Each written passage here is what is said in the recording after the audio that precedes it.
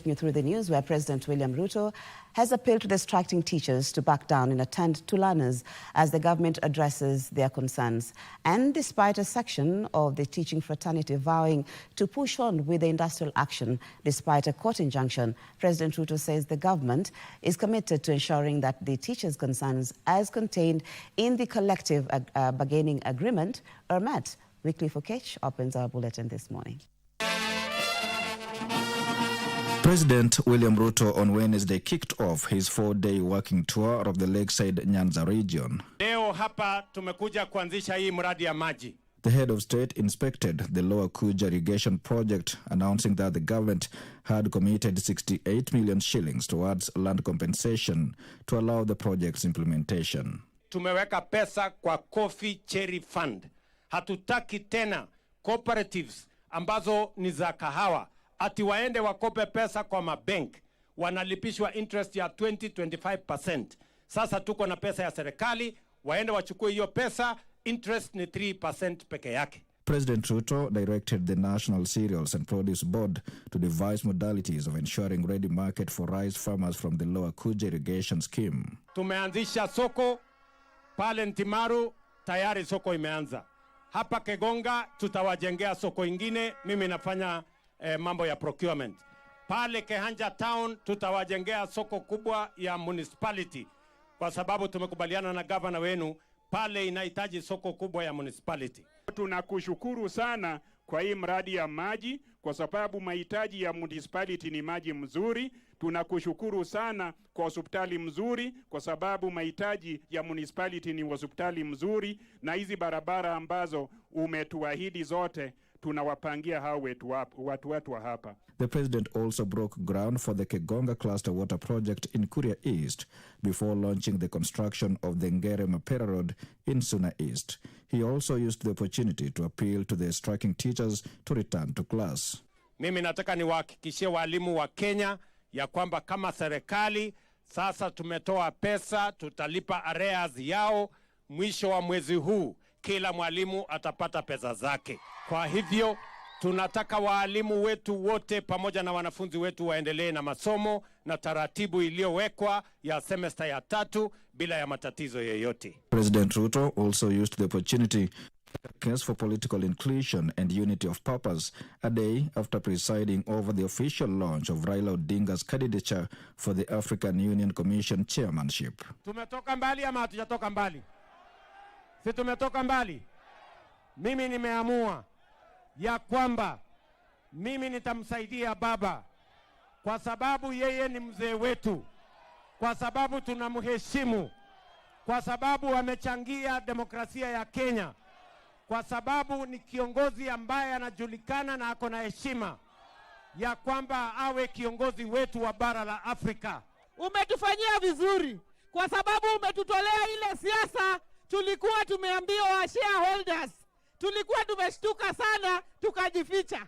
Lakini umetutoa ukasema uunganishe nchi nzima. Asante sana. The head of state later addressed a gathering in Kisumu. From Migori County, I am Wycliffe Okech. Thank you, Wycliffe, for that report. Meanwhile, third-term learning in public secondary schools in the country is yet to begin after the Kenya Union of Post-Primary Education Teachers said that the strike is still on. According to the Union Secretary General, that is Akelo Misori, the teachers will only resume duty if their employer agrees to a return-to-work formula that addresses their grievances. Frederick Parsayo with more details. We shall not be moved. Tunataka pesa pa. A day after the Employment and Labor Relations Court temporarily suspended the ongoing teachers' strike called by the Kenya Union of Post-Primary Education Teachers, KUPPET, the union says it is not budging. Today, KUPPET has been served with the court orders obtained by the Teacher Service Commission. The union lawyers are seized with the matter and they have since moved to seek an interpretation of the said orders. Pending that interpretation, our members, the message to our members is that the strike is on. And true to Misori's words, teachers allied to KUPPET on Wednesday kept off the classroom and instead took to the streets. Tunataka walimu wetu wa JSS wakuwe confirmed. Kama hawawezi kuwa confirmed, sisi tutaendelea na maandamano. The aftermath was a low turnout of students who reported for the third term. In Mombasa County, various secondary schools had near empty classrooms. The classes which have like 5, 7, 10 students, we combine them. It was the same case in Kiambu County, as explained by parents who want a truce between KUPPET and the Employer Teacher Service Commission. Serikali wakae chini na walimu na wasuruhishe hiyo shida juu hata hizi taxi zinaongezwa, mshahara wa mwalimu haujaongezwa. Ombi tuko tunayo kwa serikali ni hii mgomo isiendelee sana, ndio watoto wetu waendelee kusoma. The action by KUPPET has also attracted calls for consultations between key stakeholders. I spoke to the TSC, Nancy Macharia, who is in charge of TSC, and she was dilly-dallying on the return to work formula because of the court order they have received. This court order, to me, I'm not a lawyer, but it has been overtaken by events because the government has already accepted to pay, and there is no need. Our children should not be in class. We would like to call upon the government to have a dialogue with the KUPPET and then harmonize issues within the education sector. The ongoing strike continues to delay the start of learning in the third term, with students expected to write national assessments and examinations. Thank you, Frederick. An anti-corruption court has found immediate former Samburu County Governor Moses Lennon Kulal guilty of multiple charges in the 84 million shillings graft case involving the supply of petroleum products at the county government during his tenure. Now, while delivering the judgment, Chief Magistrate Thomas Nzioke said the prosecution had proved Lennon Kulal and Hesbon Ndathi as the ultimate beneficiaries of the public funds through the Oryx service station. And as Ruth Wamboi now reports, the court noted that there was overwhelming evidence that the former county chief acted in conflict of interest. Wednesday's Milimani's anti-corruption court was a beehive of activities as former Samburu Governor Moses Lennon Kulal awaited to know his fate. Being the governor of Samburu County government, you used your office to improperly confer. Trial Magistrate Thomas Nzioke in his 4 hours decision noted the evidence produced in court, including the 231 payment vouchers and invoices, showed that Lennon Kulal and his proxy Hesbon Ndathi were the principal beneficiaries of the fund. It is not in doubt that at all material types are relevant to this case. The governor remained the registered owner and the sole proprietor of Oryx service station.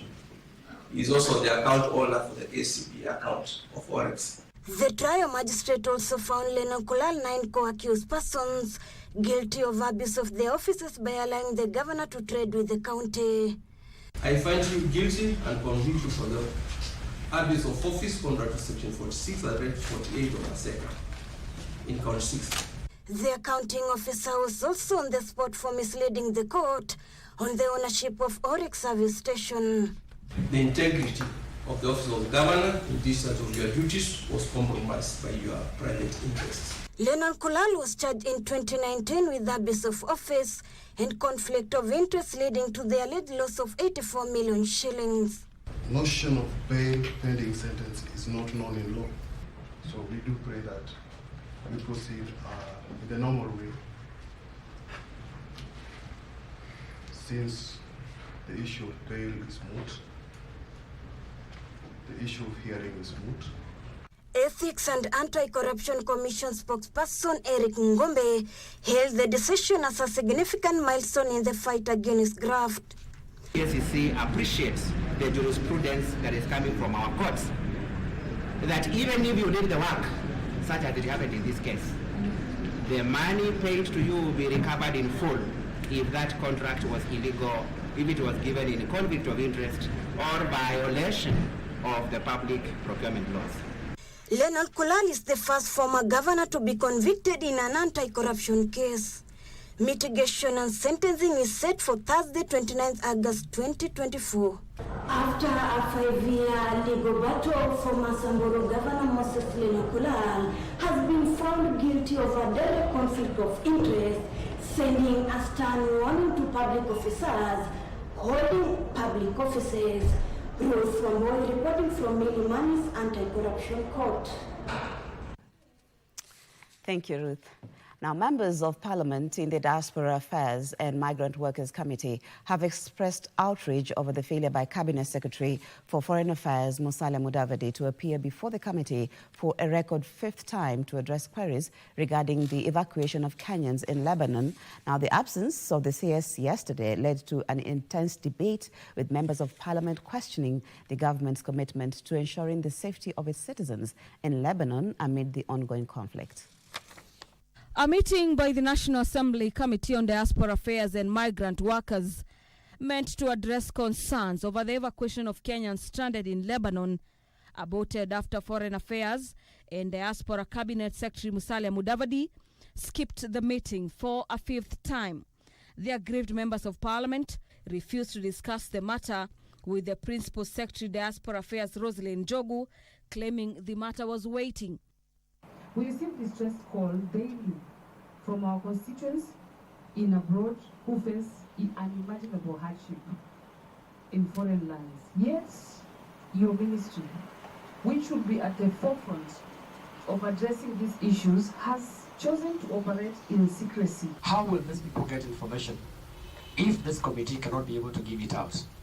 Madam Chair, I would not want us to become part of the cartel that the ministry is, and that we need to get ourselves out.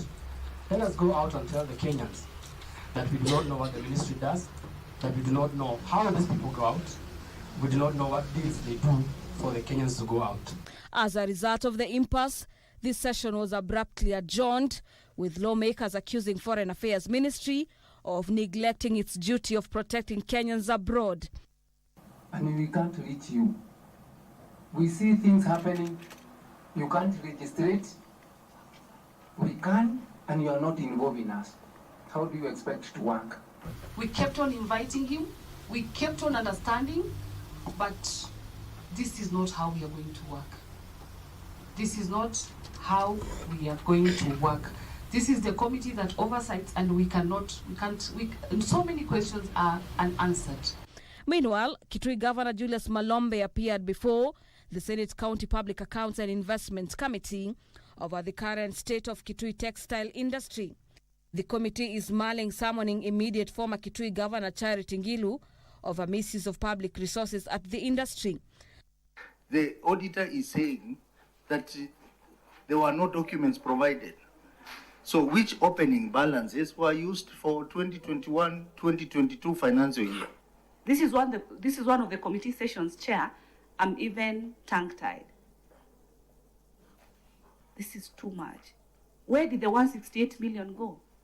Where did you take the 90 million before the governor entered office? We had a very good picture painted about Kikotech, the jobs that were created in Kitui, and the good company that was making profits all over. Unfortunately, the governor, since his election, has not declared Kikotech a crime scene. We have an advisory board at Kikotech. We have a board of management at Kikotech, and we have the management of Kikotech. Nobody has ever spoken about the illegalities that are ongoing in that company. The Auditor General revealed that only 2 industry were employed permanently, while the rest were on a 3-month contract.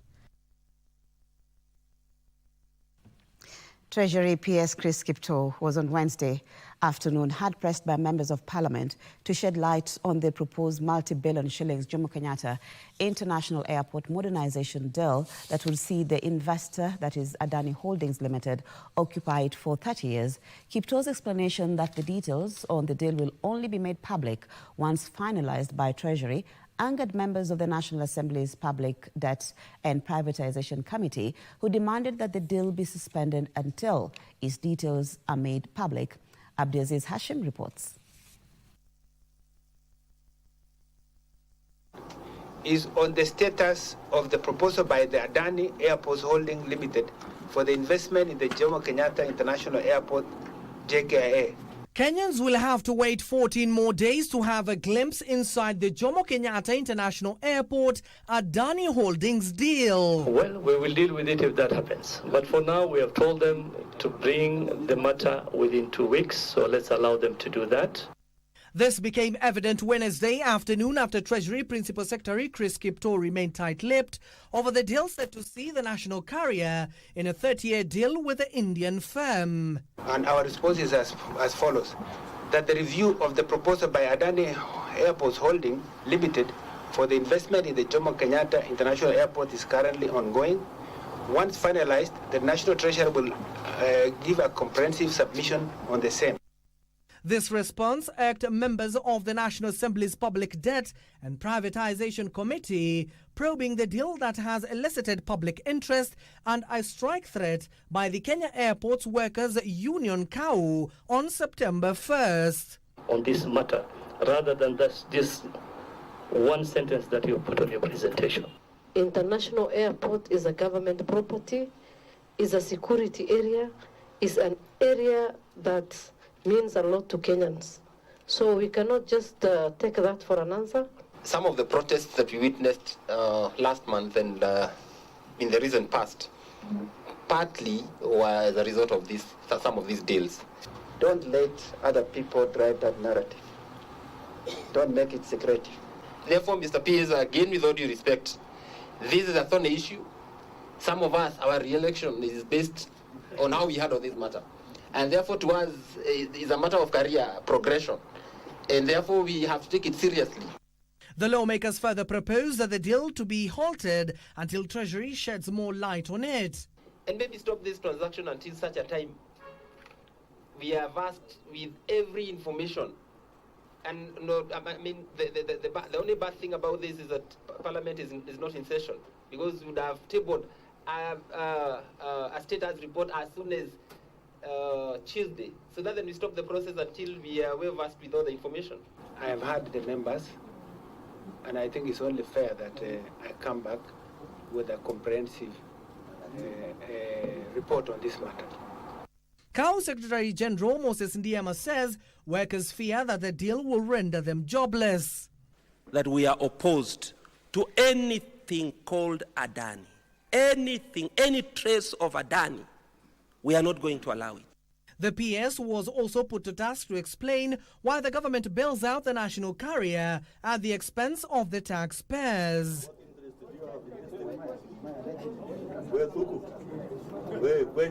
To matters whether Kenya will experience short rains in the last quarter of the year, with some parts of the country receiving slightly above average rainfall due to a mild La Nina. According to Kenya Meteorological Department, warmer than average temperatures are also expected over the central and eastern regions of the country during the same period. As most regions in the country continue to experience an extended period of chilly weather, the Kenya Meteorological Department is now asking Kenyans to brace themselves for short rains in the October, November and December seasons.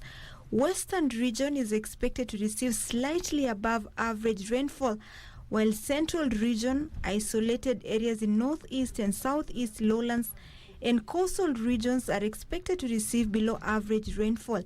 Where we expect high rainfall are fairly high grounds, but you find that in their vicinity are also lowlands, as the water makes its way towards the lake, especially Lake Victoria. At the same time, temperatures are expected to be warmer than average across most parts of the country, except in a few areas in western Kenya, where both maximum and minimum temperatures are anticipated to be near normal. The weather is not directly conforming to what we have historically. The distribution of rainfall is expected to be poor across several parts of the country, marked by prolonged dry spells and occasional isolated storms, even in the regions where the prediction indicates depressed rainfall. These will be driven by weak La Nina conditions, characterized by cooler than average sea surface temperatures over the central and eastern equatorial Pacific Ocean, which are likely to develop during the September to November period and persist into early 2025, along with the neutral Indian Ocean dipole. Kenyans have been advised to put in place contingency plans and strategies to avert negative impacts of the suppressed rains. We are happy to provide this at the end of August so that farmers and other users have sufficient time within the entire month of September to make arrangements. Jailo Pitcher reporting. Now, the government has rolled out an assessment of the extent of soil degradation in key basket areas to inform distribution of lime and other interventions to nourish the soils. Benson Rioba with more in the business news. Even though Kenya experienced good rains this year, the intensity of rain was high in some areas to the level of washing away the good topsoils in breadbasket regions. This has prompted the government to roll out a fact-finding assessment on the level of soil degradation, especially in agricultural-rich areas. We have a project that we want to undertake on assessing loss and damage of our soil status. So we have torrential rainfall, and so if you don't do appropriate tillage, it's eroded. So you are cropping subsoil with very little nutrient. The assessment is expected to inform intervention measures, including lime distribution to boost soil health. So, and that will be, it will inform the government on the interventions that they need to work on. The situation is compounded by reports that 63% of Kenya arable land soils are acidic and in need of dire replenishing. To increase the humus content of the soil, let me say the organic matter content of the soil. Without that, even if you apply mineral fertilizer, you will not get yield response. We should work to improve the soil health, because once we improve the soil health, it's also linked to human health, to people health. Use of organic fertilizer is being encouraged as a way of correcting the soil degradation. Now let's look at sports, where Andrew Kipto Alamisi won Kenya's first gold medal in the 5,000 meters on day one of the 20th World Athletics Under-20 Championships in Lima, that is in Peru, yesterday. Mercy Chepkemoi and Sheila Jabet finished 4th and 5th in the women's race. Double Youth Commonwealth Games silver medalist Andrew Alamisi outsprinted Ethiopia's Abitsa Fayisa and Kenneth Kiprop of Uganda to win the 5,000 meters final in 13 minutes, 41.14 seconds, and win the first gold medal for Team Kenya. Is the champion for Kenya. Fayisa takes second, and in the end, it's one medal each for Kenya, Ethiopia, and Uganda.